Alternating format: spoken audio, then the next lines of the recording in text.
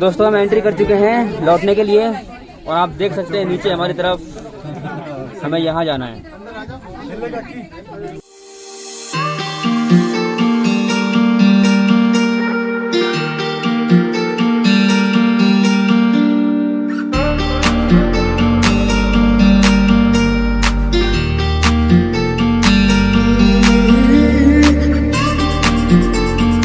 Guys 10:17 हो रहे हैं और अभी हम लगभग आधा किलोमीटर पार कर चुके हैं। देखिए 10:15 पर हमने उतराई शुरू की है।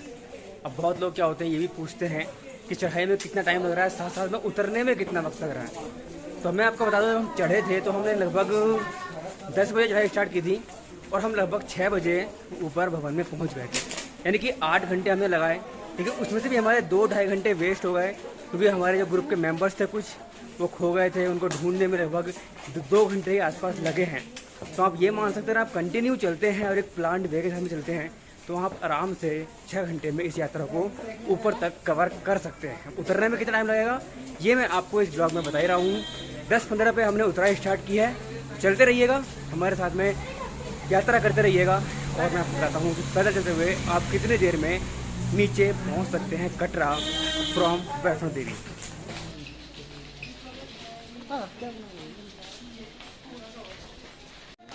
जय माता दी, जय माता दी, जय माता दी, जय माता दी, जय माता दी, जय माता दी, जय माता दी। वैसे में उतरते उतरते 1.25 घंटा हो चुका है फिलहाल और अभी हम लगभग हिमकोटी के आसपास पहुंच चुके हैं। यानी कि समथिंग 2 किलोमीटर्स के आसपास हमने कवर कर लिया है और उतरने में कोई दिक्कत नहीं होती, रुकने का मन भी नहीं करता क्योंकि पैर आपके अपने आप ही चलते रहते हैं और रुक भी जाते हो तो बस पैर यही कहते हैं कि क्यों रुके भाई साहब, कंटिन्यू करो। तो ये दिखने लग गई, यहाँ दिख रहा है, यहाँ दिख रहा है, यहाँ।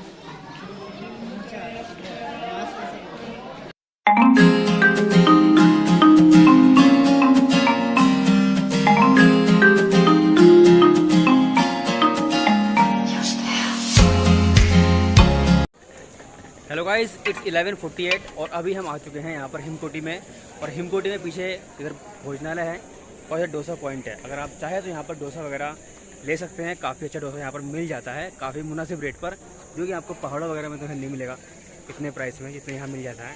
क्योंकि श्राइन बोर्ड के जो भोजनालय हैं ये काफ़ी अच्छे रेट पर आपको खाने की चीज़ें प्रोवाइड कर देते हैं।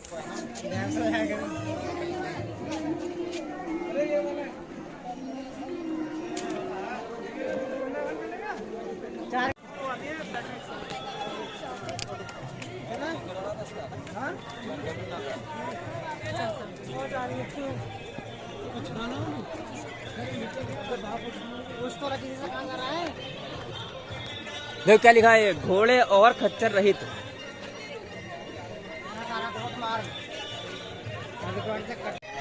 हेलो गाइस, तो अभी हम मुड़ चुके हैं ताराकोट मार्ग पर और अभी पिछली बार जब मैं आया था मैंने आपको मेन वाला जो रोड था वो दिखाया था, बट दिस टाइम हम कवर करेंगे ताराकोट मार्ग।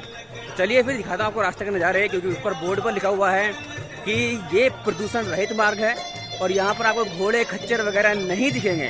तो ये काफ़ी अच्छी चीज़ है कि आराम से हमें चलने का मौका मिलेगा, कोई दिक्कत नहीं है। और रास्ते में बहुत सुना है कि बहुत खूबसूरत है, तो वो भी देखना है कि कितना खूबसूरत आखिर ये है।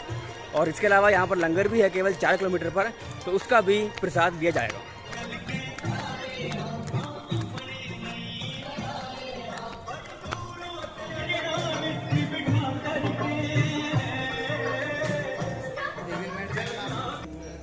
तो वैसे हम लगभग 1-1.5 किलोमीटर चल लिए होंगे ताराकोट मार्ग पर, बट मुझे यहाँ पर कहीं भी ऐसा ही लगा कि यहाँ पर कहीं झरने वगैरह या फिर गार्डन्स वगैरह, फ्लावर्स वगैरह इतने ज़्यादा हों जैसे कि मैंने सुना था।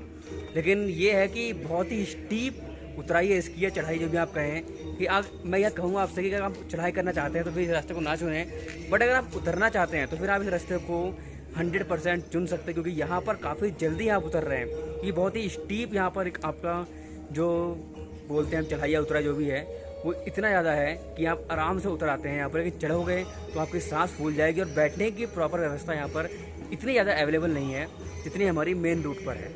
लेकिन हाँ, पानी वगैरह, कॉफ़ी वगैरह सब कुछ यहाँ पर आराम से अवेलेबल हो जाता है।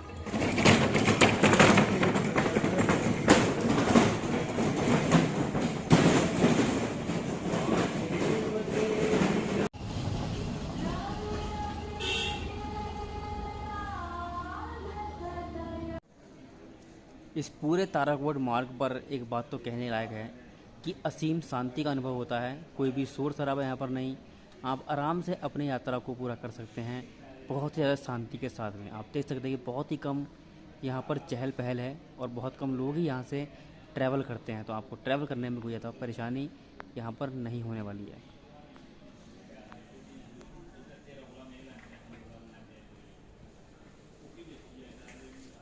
तो नीचे से गाड़ी वगैरह भी आती हैं, ऊपर जाती हैं, वो इसी रास्ते से जाती हैं।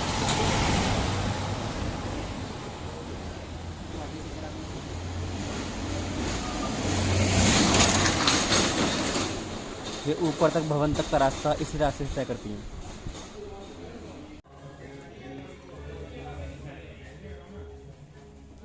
बस व्यूज़ तो यहाँ से ही बहुत गजब हैं, इस रास्ते से भी गजब गजब के व्यूज़ हमें देखने के लिए मिलते हैं।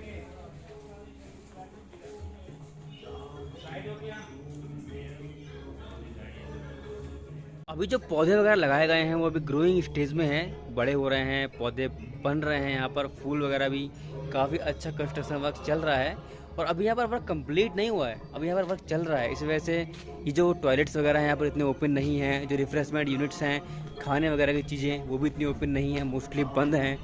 तो यही एक रीज़न है कि अभी शायद रोड पर इतनी भीड़ नहीं है, क्योंकि इस रोड पर सर्विसेज अभी चालू नहीं हुई हैं। हल्के हल्के जब ये रोड कंप्लीट बन जाएगा तब ये आराम से इसमें बहुत ज़्यादा मात्रा में भीड़ चाहने वाली है, क्योंकि ऐसा मुझे लगता है कि यहाँ पे बिल्कुल भी ऐसा लगता है जैसे कि शांति बहुत ज़्यादा है।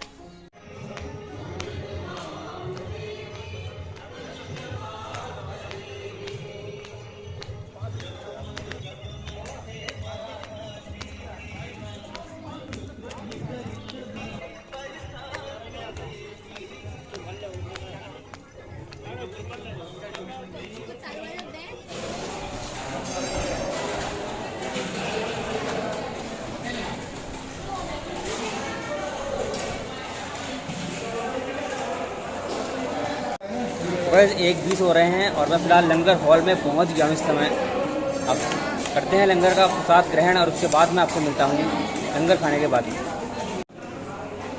दाल, चने की, चावल और काफ़ी फल यहाँ पर लंगर में अवेलेबल है।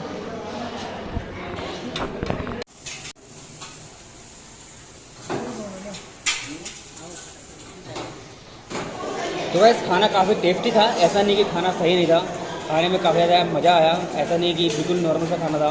अगर आप ट्रेन में खाते हैं उससे तो बेहतर ही खाना था। दूसरी बात अगर ये है, अगर हम ये कहते हैं कि यहाँ पर जो बैठने की व्यवस्था है वो बहुत ही ज़्यादा प्रॉपर है। देखिए कुर्सी मेज़ पर बैठ कर के लोग पूजा कर रहे हैं, मतलब आप सोच सोचिए लंगर कुर्सी मेज़ पर हो रहा है, दैट्स अ गुड थिंग। और अगर आपको कुछ पैसा इनको डोनेट करना है तो आप QR कोड के थ्रू भी स्कैन करके उनको डोनेट कर सकते हैं। और सबसे अच्छी चीज़ यहाँ पर आप अपने जो बर्तन हैं वो खुद धो कर के रख के आएंगे, दैट्स अ ग्रेट आइडिया। तो ये हमारा यहाँ का पूरा एक्सपीरियंस था। उम्मीद करता हूँ कि आप लोग जब भी दूर से ट्रैवल करेंगे यहाँ पर ज़रूर अपना फूड एंजॉय करेंगे, यानी कि लंगर का प्रसाद ग्रहण करेंगे।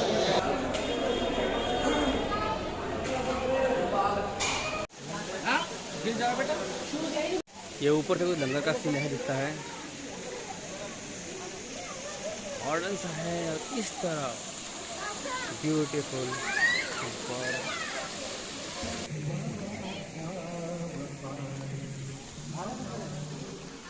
तो अभी मैं इस गार्डन में आके बैठ गया हूँ, यहाँ से कुछ ऐसा दिखता है यहाँ का सीन। सामने लंगर हाउस, उसके ऊपर चढ़ाई जिस टाइप से हो रही है और ऊपर पहाड़ पर पूरी तरीके से बर्फ़ तो नहीं खैर, लेकिन हाँ बादल जरूर मंडराए हुए हैं, बर्फ़ का तो मौसम नहीं है अभी। और इस तरफ काफ़ी अच्छी सीट है और कुछ बढ़िया सी लकड़ी की जो डिज़ाइनिंग है वो बनाई गई है। अब ये है तो सीमेंट ही, लेकिन असल में ये जो है डिज़ाइनिंग थोड़ी सी लकड़ी वाली फील देती है। मैं आपसे ज़रूर गुजारिश करूँगा कि यहाँ पर आकर के एक बार लंगर का जो प्रसाद है वो ग्रहण जरूर करिएगा। एक अच्छा केंद्र है ये रिफ्रेशमेंट का, आपकी थकान से दूर हो जाएगी। यहाँ पर फव्वारों को देखते हुए बहुत ही शानदार फव्वारे हैं, बीच में एक पॉन्ड है, तालाब है और चारों तरफ ग्रीनरीज गार्डन टाइप हैं, जो कि आपको देखने में काफ़ी अच्छे लगेंगे। अभी फ़िलहाल थोड़ी देर यहाँ पर आराम करते हैं, उसके बाद यहाँ से निकलेंगे और देखते हैं कि आखिर कितने बजे तक हम नीचे कटरा पहुँचते हैं। तो गाइस फाइनली एक लंबे ब्रेक के बाद में हम निकल चुके हैं यहाँ से ताराकोटे से, यानी कि लंगर हाउस से। जिस जगह हम रुके थे गार्डन में, उस जगह का नाम ही ताराकोटे है। तो अब हम यहाँ से निकल चुके हैं और टाइम हो रहा है इस समय 2:58। तो चलिए अभी जर्नी को यहाँ से शुरू करते हैं और देखते हैं कि नीचे हम कब तक पहुँचते हैं। ये देखो दोस्तों, कितना सुंदर सीन लगता है यहाँ से कटरा का।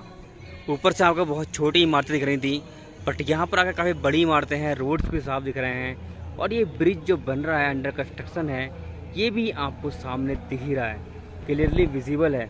बहुत ही अच्छा सीन, मनमोहक दृश्य है यहाँ से मुझे लगा। गाइस चलते चलते हमें एक और स्पॉट मिला है जहाँ पर हम आराम से बैठ कर अपना समय व्यतीत कर सकते हैं। तो जैसा सुना था इस जगह के बारे में, जगह तो आखिर वैसी ही है। ये रास्ता काफ़ी ज़्यादा खर्चा किया गया है इस पर और बहुत सही रास्ता बना हुआ है। आप देख सकते हैं इधर भी गार्डन्स वगैरह हैं और ये गैलरीज जो हैं काफ़ी सही हैं, देखने में काफ़ी सुंदर लग रही हैं। और ये बूढ़े बाबा जा रहे हैं।